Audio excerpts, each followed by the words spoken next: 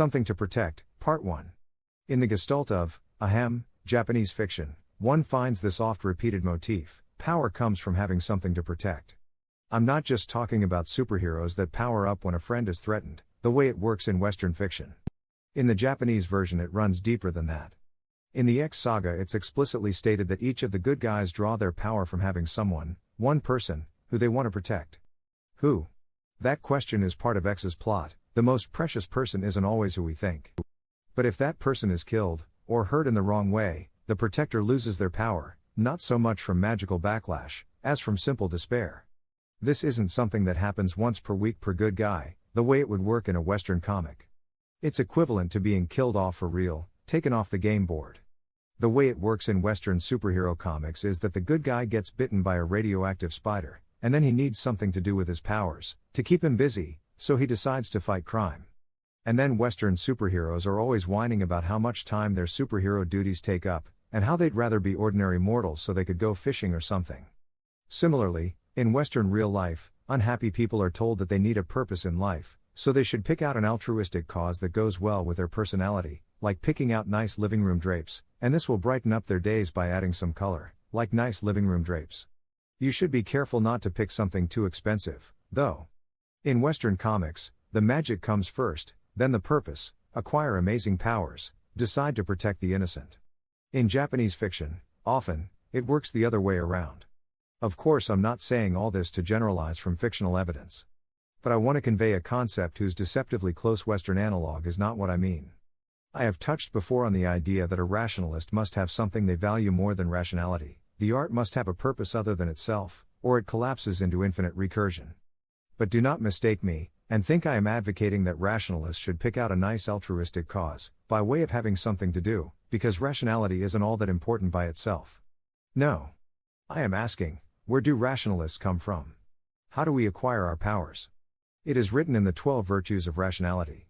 How can you improve your conception of rationality? Not by saying to yourself, it is my duty to be rational. By this you only enshrine your mistaken conception. Perhaps your conception of rationality is that it is rational to believe the words of the great teacher, and the great teacher says, the sky is green, and you look up at the sky and see blue.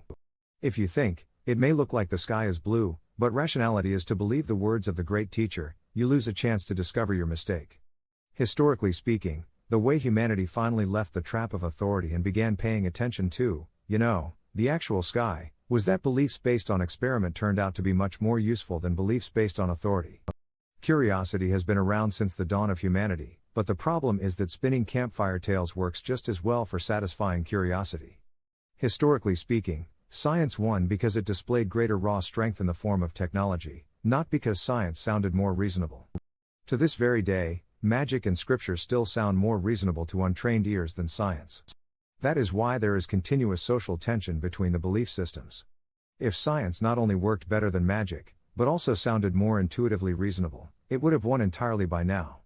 Now there are those who say, how dare you suggest that anything should be valued more than truth? Must not a rationalist love truth more than mere usefulness? Forget for a moment what would have happened historically to someone like that people in pretty much that frame of mind defended the Bible because they love truth more than mere accuracy. Propositional morality is a glorious thing, but it has too many degrees of freedom. No, the real point is that a rationalist's love affair with the truth is, well, just more complicated as an emotional relationship. One doesn't become an adept rationalist without caring about the truth, both as a purely moral desideratum and as something that's fun to have.